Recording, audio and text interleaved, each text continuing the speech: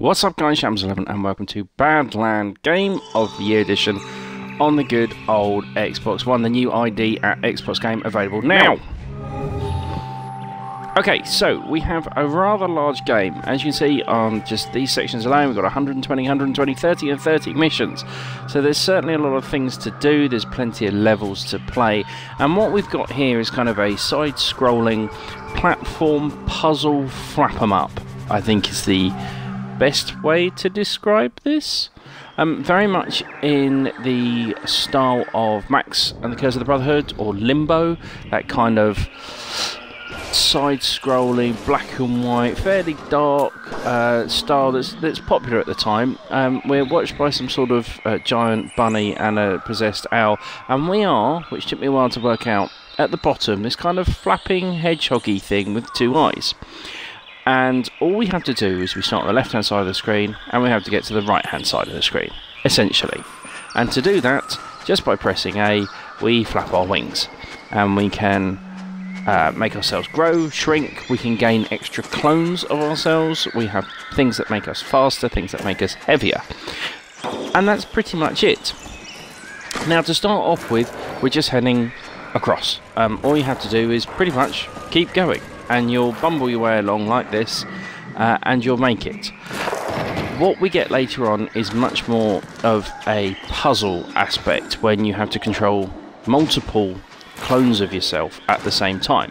Now basically, you just control the front clone, and all the others copy exactly what you do. And when we get to the right hand side, we get a little light. Now, so the way that works is that there's sometimes when you have to split groups up, you have to make some go high, some go low, some collect things, some not collect things, and as long as one clone, the front clone, makes it, you'll be okay. Now this gets rather frustrating at times because it can be really very tricky to navigate through here.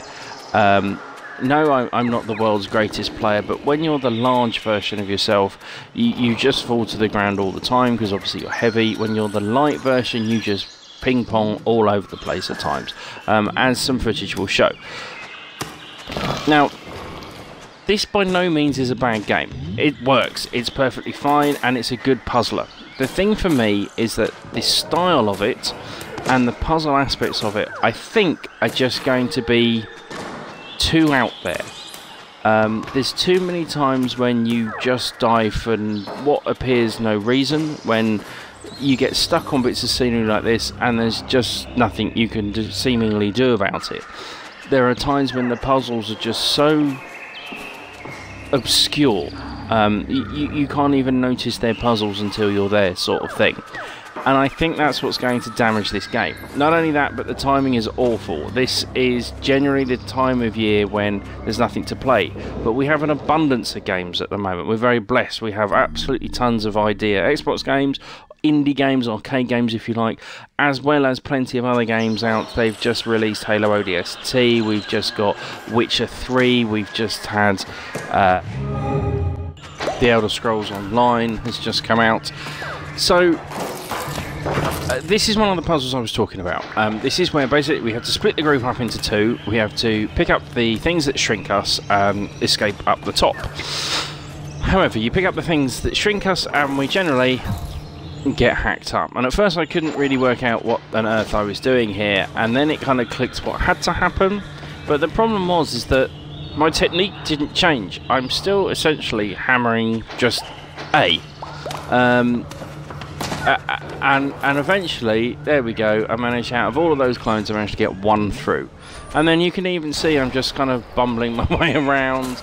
There's an achievement for blowing up these mines, so it's not all bad that I'm horrifically bad at aiming. And again, this is one where we needed the group split up, but it's too late and you can't go back and you're stuck. And I think this is where the game's downfall is going to be. I think for those that do pick it up, they're going to just get too frustrated and give up with it. There's not a lot of direction, there's not a lot of tutorial other than flap, and that's pretty much it. But the game isn't broken by any means, and I just feel that this will have its niche hardcore gamers that will love it and stick by it and defend it and say that the rest of us aren't getting it. But I just feel for the mass market, this sadly is going to be either massively overlooked or just given up on very early on. There is plenty to do. There is co-op. But unfortunately I haven't been able to, I can't give you a review on the co-op because no one in my family will play it with me. Because, like I said, they took one look at it and went, what the heck is this all about? No, thank you. And that's a real shame, I think. So really, guys, I'm struggling to review this one. If you like what you've seen, you're going to like the game. It's that simple. If you haven't, and you don't want to be frustrated like me, getting stuck in these stupid little holes, then you're not going to like it. I, for one, will have put a few hours into this. I will continue to put a few more hours into this, but I can never see myself coming back to this over and over again, because it's one of those, once you've done it once, I don't want to improve my time or my score. I'm done with it. And I think that's a real shame. Maybe that's a comment on me, maybe that's a comment on gaming in general at the moment. If you've got nothing else to play, you have a lazy Sunday afternoon, you don't want to spend 40-50 quid on the latest game, then yeah, go for it. So there we go. Thank you for watching, guys. Till next time.